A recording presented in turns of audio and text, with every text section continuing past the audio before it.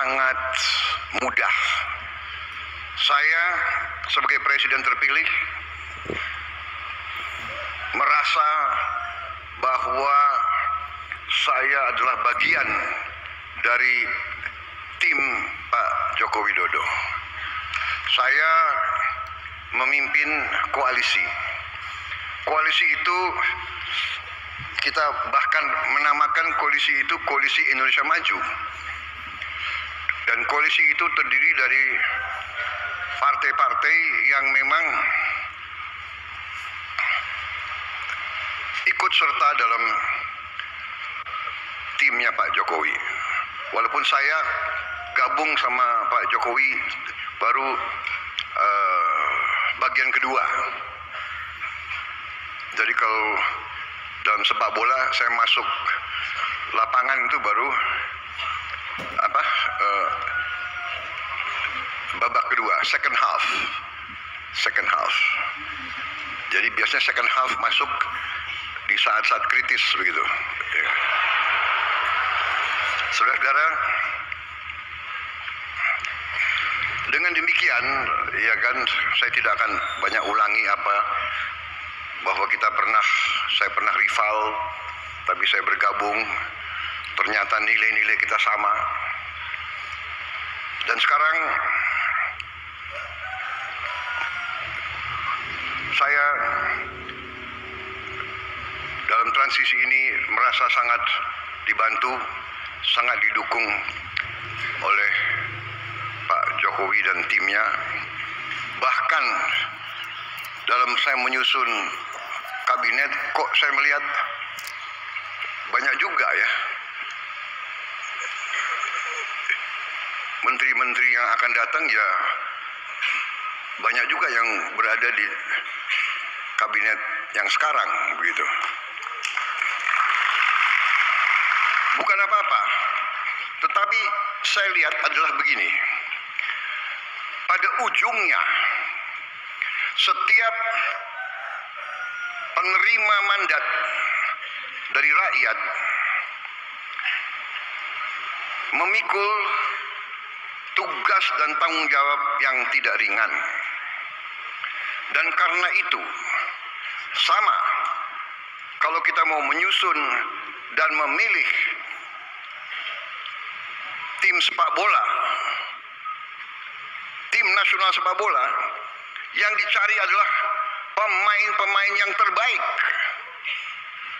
Kita tidak memikirkan orang tuanya siapa, agamanya apa, sukunya apa, rasnya apa, dia mampu atau tidak, dia bisa atau tidak, dia berjuang atau tidak, mampu nggak dia deliver, mampu nggak dia berbuat yang terbaik untuk bangsa dan rakyat. Nah, itu yang kita cari. Dan Pak Jokowi demikian, mencari yang terbaik, saya pun demikian. Dan kalau kebetulan orangnya masih bagus, pasti kita akan minta untuk ikut lagi. Dan saudara-saudara, untuk masuk ke pemerintahan di Indonesia itu menuntut pengorbanan. Karena itu, saya kira satu, transisi baik. Kedua, kita dalam rangka pembangunan suatu bangsa, kita sadar bahwa pembangunan suatu bangsa, transformasi suatu bangsa dari bangsa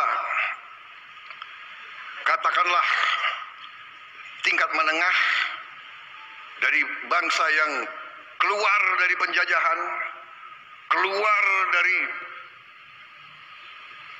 20 tahun perang terus-menerus,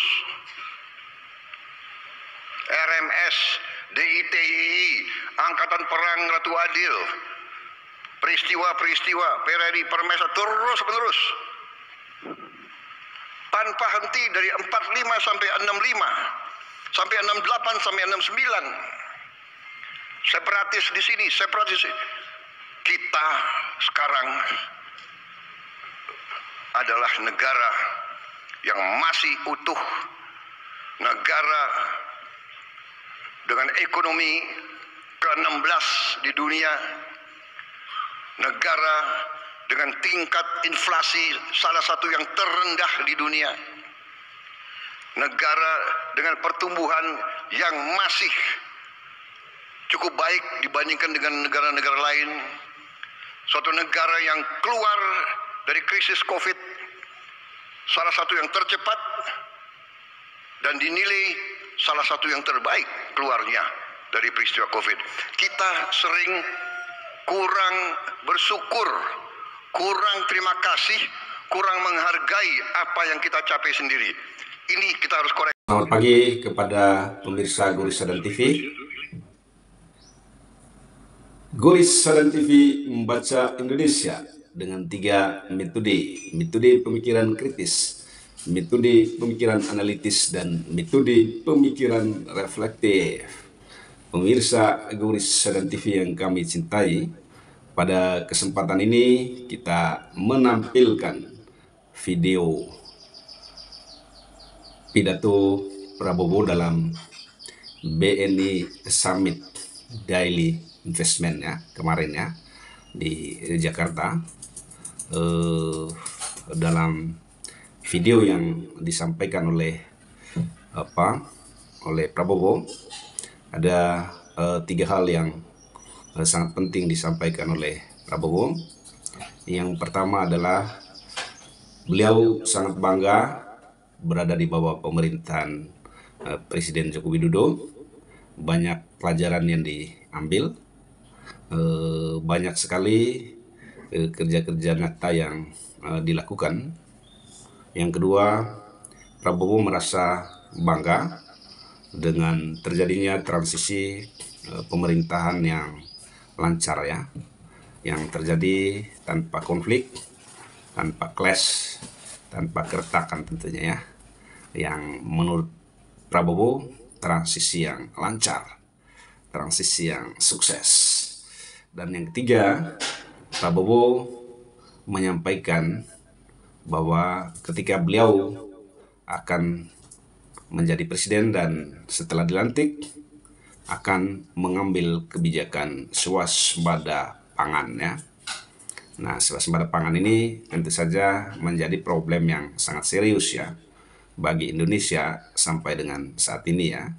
Karena kita tentu tahu ya, dulu Presiden Jokowi juga di awal-awal selalu berpidato ya tentang menolak impor ya, khususnya di sektor pangan ya. Tetapi kita tahu bahwa pemerintahan Jokowi juga adalah pemerintahan yang menjalankan impor ya, impor pangan ya, beras, jagung ya, kedelai dan lain-lain sebagainya, semuanya diimpor ya. Nah, apa yang disampaikan oleh Prabowo ini tentu saja jangan sampai hanya sekedar jargon ya, sekedar kata-kata saja.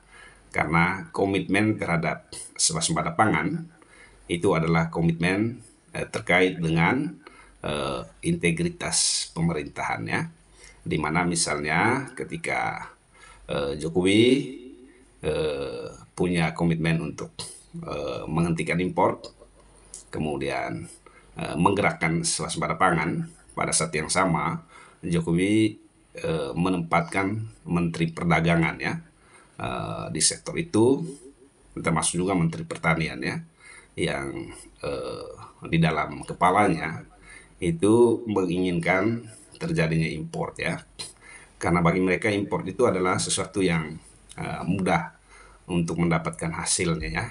Dan lebih lucu lagi, kadang-kadang mereka melakukan impor ketika petani sedang mengalami panennya atau menikmati musim panen.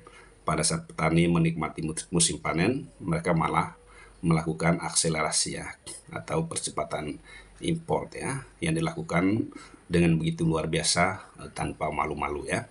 Nah, data berikut kita bisa lihat ya bagaimana impor dan juga bagaimana jargon-jargon yang disampaikan oleh pemerintah terkait dengan swasembada pangan ya, yang justru tidak koheren ya dengan praktek kebijakan atau praktek perilaku yang dilakukan oleh pemerintah sehari-hari di dalam kabinet pemerintahan Jokowi ya. Nah, ke depan kita berharap bahwa apa yang disampaikan oleh Prabowo ini bisa menjadi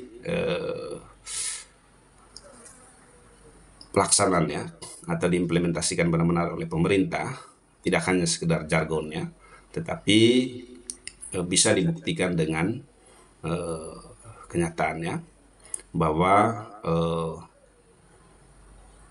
Prabowo tidak hanya sekedar komitmen ya, tidak hanya sekedar jargon, tetapi dibuktikan dengan benar-benar menghentikan keran impor di sektor pangan ya. Nah, kita lihat misalnya bagaimana menteri-menteri yang nanti ditempatkan oleh Prabowo untuk menangani sektor ini ya, terutama Menteri Pertanian dan Menteri Perdagangan. Jangan sampai kedua sektor ini justru ditangani oleh mereka yang punya kepentingan untuk meningkatkan impor.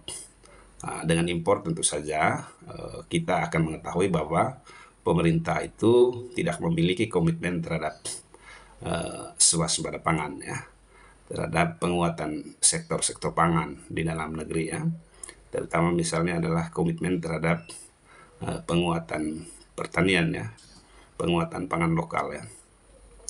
Dukungan pemerintah tentu saja tidak hanya dalam bentuk jargon ya, tetapi juga dalam bentuk implementasi dan pelaksanaan kebijakan. Kalau memang mau swasembada pangan, maka hentikan impor ya. Kan impor itu adalah praktek kebijakan yang menunjukkan bahwa pemerintah tidak memiliki komitmen yang kuat untuk memperkuat sektor pangan di Indonesia. Terima kasih kepada pemirsa Gurusan TV.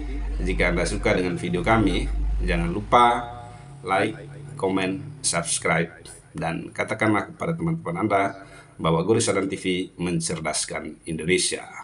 Jangan takut untuk terus berpikir kritis, analitis, dan reflektif. Terima kasih.